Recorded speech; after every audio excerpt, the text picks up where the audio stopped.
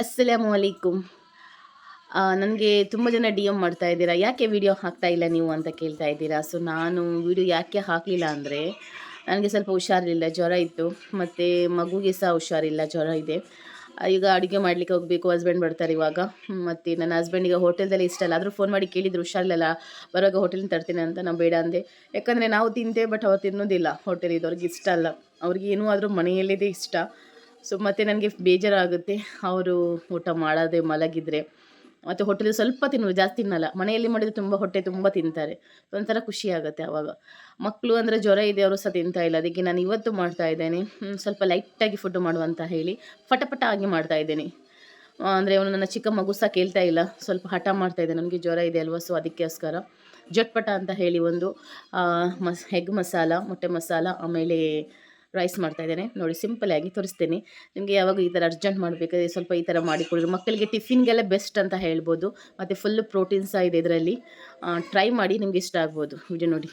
ನಾನು ಅಕ್ಕಿ ತೆಗೆದಿದ್ದೇನೆ, ಅದಕ್ಕೆ ನಾನು ಬೇಳೆ ಹಾಕ್ತಾ ಇದ್ದೇನೆ. ನಿಮ್ಮ ಮನೆಯಲ್ಲಿ ಯಾವುದೆಲ್ಲ ಬೇಳೆ ಉಂಟು ಅದೆಲ್ಲ ಹಾಕಿ. ನನ್ನದು 2 ಟೈಪ್ ಬೇಳೆ ಇತ್ತು, 2 ಬೇಳೆ ಹಾಕಿದ್ದೇನೆ ಅಷ್ಟೇ.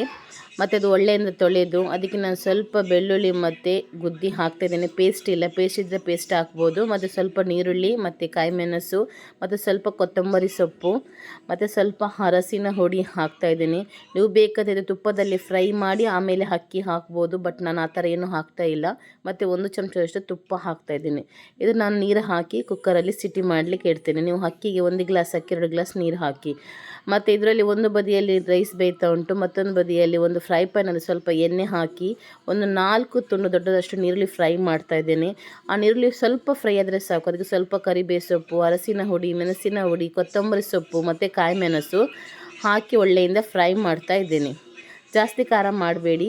ಮತ್ತು ಒಳ್ಳೆ ಕಡೆ ಸ್ಪ್ರೆಡ್ ಮಾಡಿದರೆ ಆಯಿತು. ಆಮೇಲೆ ಅದಕ್ಕೆ ಮೇಲೆ ಮೊಟ್ಟೆ ಹಾಕಿದರೆ ಆಯಿತು. ಮೊಟ್ಟೆಯನ್ನು ಸ್ಪ್ರೆಡ್ ಮಾಡಬೇಡಿ. ನೋಡಿ, ಎಲ್ಲ ಕಡೆ ಒಂದೊಂದು ಮೊಟ್ಟೆ ಹಾಕ್ತೀನಿ. ನಿಮಗೆ ಎಷ್ಟು ಮೊಟ್ಟೆ ಹಾಕಬೇಕು ಅಷ್ಟು ಮೊಟ್ಟೆ. ಅದರ ಮೇಲೆ ಸ್ವಲ್ಪ ಮೆಣಸಿನ ಹುಡಿ, ಆಮೇಲೆ ಸ್ವಲ್ಪ ಉಪ್ಪು ಹಾಕಿ ಮುಚ್ಚಿಡ್ತೀನಿ. ಗ್ಯಾಸನ್ನು ಸ್ಲೋ ಇಟ್ಟು ಬಿಡಿ. ಆಮೇಲೆ ಒಂದು 10-15 ನಿಮಿಷ ಆದ ಮೇಲೆ ಎರಡೂ ಸಹ ರೈಸ್ ಸಹ ಆಗುತ್ತೆ, ಮೊಟ್ಟೆ ಸಹ ಆಗುತ್ತೆ. ನೋಡಿ, ಈಗ ರೈಸ್ ಬೆಂದಿದೆ. ನೋಡಿ, ತುಂಬ ಟೇಸ್ಟಿಯಾಗಿದೆ, ಟ್ರೈ ಮಾಡಿ. ಇದಕ್ಕೆ ಸ್ವಲ್ಪ ತುಪ್ಪ ಕಡಿಮೆ ಆಗಿದೆ, ಸ್ವಲ್ಪ ತುಪ್ಪ ಜಾಸ್ತಿ ಹಾಕ್ಕೊಳ್ಳಿ. ಆಮೇಲೆ ಈ ಥರ ಮೊಟ್ಟೆ ಕಟ್ ಮಾಡಿ, ಮನೆಯಲ್ಲಿ ಎಷ್ಟು ಮೆಂಬರ್ಸ್ ಇದ್ದಾರೆ ಅದರ ಮೇಲೆ ಮೊಟ್ಟೆ ಕಟ್ ಮಾಡಿ ಈ ಥರ ಕೊಡಿರಿ.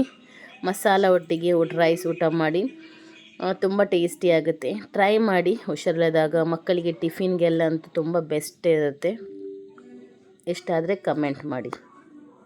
ತುಂಬ ಸಿಂಪಲಾಗಿ ಮಾಡಿದ್ದೇನೆ, ಚಟ್ಪಟಾಗಿ. ಸ್ವಲ್ಪ ಹುಷಾರು ಸಹ ಇಲ್ಲ, ಸೊ ಹಾಗಾಗಿ ಮಕ್ಕಳಿಗೆ ಟಿಫಿನ್ಗಾಗಲಿ ಅಥವಾ ಮನೆಯಲ್ಲಿ ಸ್ವಲ್ಪ ಹುಷಾರು ಟೈಮ್ ಈ ಥರ ಮಾಡಿಕೊಡಿ. ಫುಲ್ ಪ್ರೋಟೀನಾಗಿ ಮಾಡಿದ್ದೇನೆ.